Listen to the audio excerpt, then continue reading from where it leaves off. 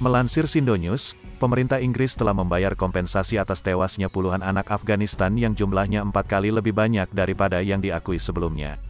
Dikutip dari BBC, Rabu, tanggal 9 November tahun 2022, pembayaran kompensasi telah dikeluarkan untuk 64 anak, bukan 16 anak seperti yang diakui secara publik. Semuanya tewas dalam pertempuran yang melibatkan pasukan Inggris antara tahun 2006 dan 2014. Jumlah terbaru itu muncul dari permintaan kebebasan informasi yang dibuat oleh Badan Amal Action on Armed Violence, AOAV. Serangan udara dan terjebak dalam baku tembak adalah salah satu penyebab tewasnya paling umum yang terdaftar. AOAV percaya jumlah tewas warga sipil yang tercatat yang disebabkan oleh pasukan Inggris kemungkinan terlalu kecil. Dari jumlah penewasan yang tercatat, sebenarnya jumlah anak yang tewas sebenarnya bisa mencapai 135. Karena beberapa dari penewasan tersebut dijelaskan dalam dokumen Kementerian Pertahanan, hanya sebagai anak laki-laki dan perempuan.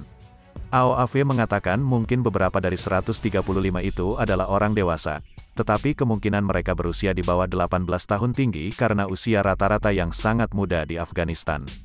Sebagian besar dari 881 klaim yang diajukan kepada Inggris ditolak dan hanya 1/4 yang menerima kompensasi. Di antara mereka yang berhasil adalah 1 dari 8 anggota keluarga Afghanistan yang sama, tewas dalam serangan udara koalisi di sebuah desa di distrik Nawa, Helmand pada Mei tahun 2009.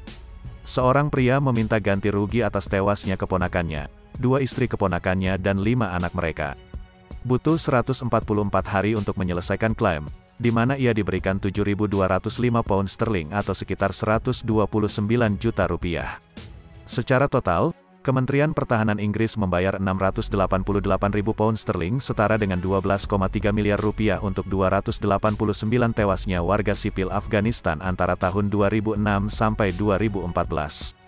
AOAV mengatakan penggugat sering diminta untuk memberikan foto, akta kelahiran serta surat pendukung sebelum mendapatkan kompensasi dan banyak yang diwawancarai secara resmi oleh personel Inggris untuk mengonfirmasi bahwa mereka tidak memiliki afiliasi dengan Taliban.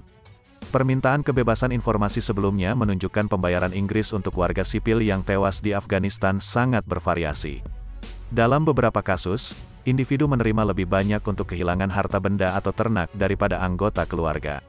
Dalam sebuah pernyataan, Kementerian Pertahanan Inggris mengatakan, setiap tewasnya warga sipil selama konflik adalah tragedi, terlebih lagi ketika anak-anak dan anggota keluarga terlibat. Dikatakan meskipun pasukannya berusaha meminimalkan cedera pada warga sipil, sayangnya itu tidak akan pernah bisa sepenuhnya dihilangkan. Namun Ian Overton, Direktur Badan Amal AOAV, mengkritik kurangnya transparansi atas tragedi tersebut, karena peneliti membutuhkan waktu bertahun-tahun untuk mendapatkan informasi dari Kementerian Pertahanan. Dia juga mengatakan kurangnya perdebatan seputar penewasan menimbulkan pertanyaan apakah pelajaran telah dipelajari. Kelompok hak asasi manusia dan Badan Amal telah berulang kali mengkritik AS dan Inggris atas cara mereka menyelidiki dan melaporkan korban sipil dalam operasi militer. Kementerian Pertahanan Inggris mengakui hanya 1 warga sipil yang tewas disebabkan oleh serangan udara RAF selama kampanye pengebomannya terhadap kelompok di Irak dan Suriah.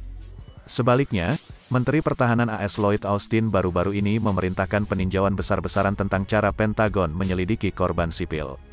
Itu terjadi setelah serangan udara AS selama penarikan dari Kabul tahun lalu, yang menewaskan 10 warga sipil. Pada awalnya, AS mengklaim telah menargetkan ekstremis, tetapi wartawan di lapangan menemukan bukti bahwa semua yang tewas adalah warga sipil.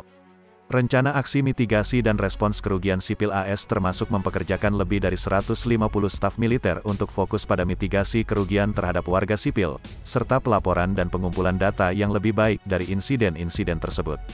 Kementerian Pertahanan Inggris mengatakan pihaknya mengikuti kemajuan tinjauan AS, tetapi belum berkomitmen untuk melakukan perubahan apapun dalam cara menyelidiki atau melaporkan jumlah korban warga sipil.